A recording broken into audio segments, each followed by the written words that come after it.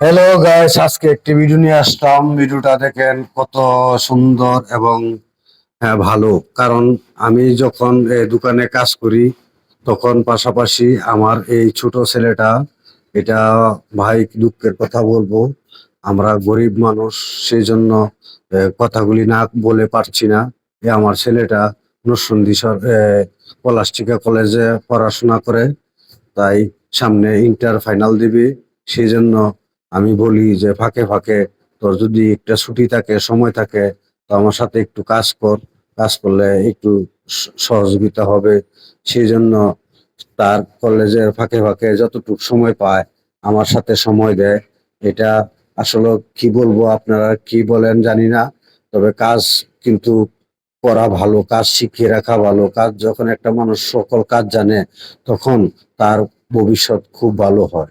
কারণ কোনো জায়গায় সে ঠেকবে না। কারণ আজকে পড়াশোনা করতেছে, ভবিষ্যতে নাও করতে পারে। কারণ আমরা তো তেমন পড়াশোনার খরচ মন মতো দিতে পারি না। যতটুকু পারি অতটুকু দিই, আর যতটুকু পারে আমাকে খুব হেল্প করে আমার দুইজন ছেলে। এটা ছোট ছেলে। আসলে কি বলবো ভাই, কাজ করতে করতে ক্লান্ত হয়ে যায়। তারপরে ওরা ইচ্ছা করে আসে দোকানে একটু কাজ করার জন্য। দেখেন আজকে কিছু দরজা আছে, দরজাগুলি মাথাগুলি আল করতেছে। তাকে আমি বলিও নাই যে এইভাবে এইভাবে কর, সে কোনোদিন কাজ করে নাই। কিন্তু তার অভিজ্ঞতা থেকে আমি যে কাজ করি এগুলি দেখে সে নিজে জ্ঞানে এবং তার মতামত এই কাজগুলি করতেছে। তার আমি মনে করি তার ভবিষ্যৎ প্রজন্মের যেই দিনগুলি আসবে, তার ভবিষ্যৎ খুব ভালো হবে। কারণ সেই তাকে কাজ শিখায় দিতে হয় না, সে যদি একটা কাজ দেখে, দেখে দেখে কাজগুলি করতে পারে। তার এই প্রতিভাটা আমার খুব ভালো লাগছে। আপনাদের কেমন লাগছে অবশ্যই জানাবেন।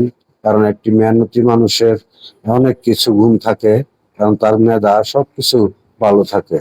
কারণ কাজের নিচে হলো সবকিছু, কোনো কাজকে আমরা ছোট করে দেখি না। কাজ হইলেও আমাদের জীবনের চলার একটি রাস্তা।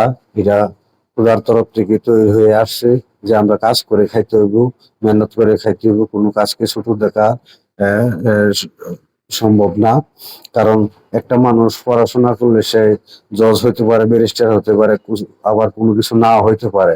কিন্তু যেই সেই যখন পড়াশোনা করতেছে, করার ফাঁকে ফাঁকে কিছু কাজ করতেছে, এটাও তার একটা ভবিষ্যতের শিক্ষা।